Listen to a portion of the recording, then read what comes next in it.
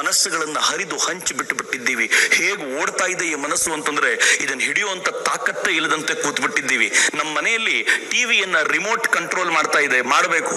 ಆದ್ರೆ ರಿಮೋಟ್ ಅನ್ನ ನಾವು ಕಂಟ್ರೋಲ್ ಮಾಡಬೇಕು, ಉಲ್ಟಾ ರಿಮೋಟೇ ನಮ್ಮನ್ನು ಕಂಟ್ರೋಲ್ ಮಾಡುವಂತ ಸ್ಟೇಟ್ಗೆ ನಮ್ಮ ಮನೇಲಿ ಬಂದ್ಬಿಟ್ರೆ ನಮ್ಮ ಪರಿಸ್ಥಿತಿ ಹೆಂಗಾಗುತ್ತೆ ಅಂತ ಯೋಚನೆ ಮಾಡಿ ಅದೇ ಸ್ಟೇಟಸ್ ಅಲ್ಲಿ ನಾವು ಇವತ್ತು ಕೂತಿದ್ದೀವಿ.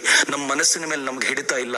ನಮ್ಮ ಮನಸ್ಸು ಎಷ್ಟು ಚಿಂದಿಯಾಗಿ ಓಡ್ತಾ ಇದೆ ಅಂತಂದ್ರೆ, ಎಲ್ಲೆಲ್ಲಿ ಅಲದಾಡ್ತಾ ಇದೆ ಅಂತಂದ್ರೆ ಹೊಟ್ಟೆ ಉರಿ ಒಟ್ಟು ಸಂಕಟ ಆಗುತ್ತೆ. ಸುಮ್ಮನೆ ಕೂತ್ಕೊಂಡು ಇವತ್ತು ಮನೆಯಲ್ಲಿ ಕಣ್ಮುಚ್ಕೊಂಡು ಒಂದು 10 ನಿಮಿಷ ಕೂತ್ಕೊಳ್ಳಿ. ನಾನು ಎಲ್ಲ ಕಾಲೇಜ್ ತರುಣಿಯರ ಜೊತೆ ಇದನ್ನ ಯಾವಾಗ್ಲೂ ಚರ್ಚೆ ಮಾಡ್ತೀನಿ.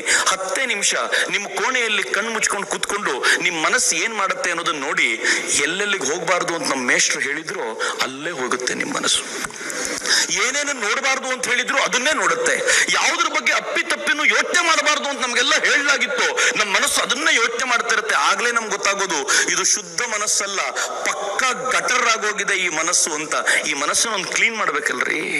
ಈ ಮನಸ್ಸನ್ನ ಶುದ್ಧ ಮಾಡದೆ ಹೋದ್ರೆ ಅಶುದ್ಧ ಮನಸ್ಸುಗಳಿಂದ ಕಟ್ಟಿದ ರಾಷ್ಟ್ರ ಅಶುದ್ಧವಾಗ್ಬಿಡತ್ತೆ.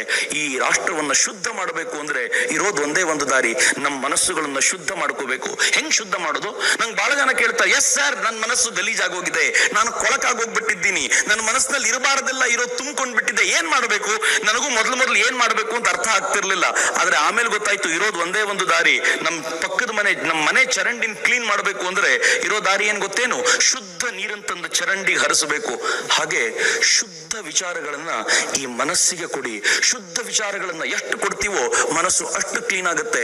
ಶುದ್ಧ ವಿಚಾರ ಇನ್ಯಾರದ್ದು ಅಂತ ಕೇಳಿದ್ರೆ ನಮ್ಮ ಎದುರಿಗಿರೋ ಶ್ರೇಷ್ಠ ವ್ಯಕ್ತಿ ಸ್ವಾಮಿ ವಿವೇಕಾನಂದರು ಮಾತ್ರ. ಬೆಸ್ಟ್ ಸೋರ್ಸ್, ನನಗೆ ತಿಳಿದಿರುವಂತೆ ಬೆಸ್ಟ್ ಸೋರ್ಸ್ ಅಂತ ಏನಾದ್ರೂ ಇದ್ರೆ ಅದು ಸ್ವಾಮಿ ವಿವೇಕಾನಂದ ಮಾತ್ರ. ನಮ್ಮನ್ನ ನಾವು ಸ್ವಾಮಿ ವಿವೇಕಾನಂದರ ಥಾಟ್ಗೆ ಪ್ಲಗ್ ಇನ್ ಮಾಡ್ಕೊಂಡ್ರೆ ನಮ್ಮ ಬ್ಯಾಟ್ರಿ ಅನ್ನೋದು ಯಾವತ್ತು ಡಿಸ್ಚಾರ್ಜ್ ಆಗೋದು ಸಾಧ್ಯವೇ ಇಲ್ಲ. ಯಾವತ್ತಿದ್ರೂ ರೀಚಾರ್ಜ್ ಆಗ್ತಿರುವಂತ ಅಪರೂಪದ ಶ್ರೇಷ್ಠ ಸೋರ್ಸ್ ಸ್ವಾಮಿ ವಿವೇಕಾನಂದ. ಬನ್ನಿ ನಾವೆಲ್ಲರೂ ಅದಕ್ಕೆ ಪ್ಲಗ್ ಇನ್ ಮಾಡ್ಕೊಳ್ಬೇಕಾದಂತ ಅಗತ್ಯ ಇದೆ.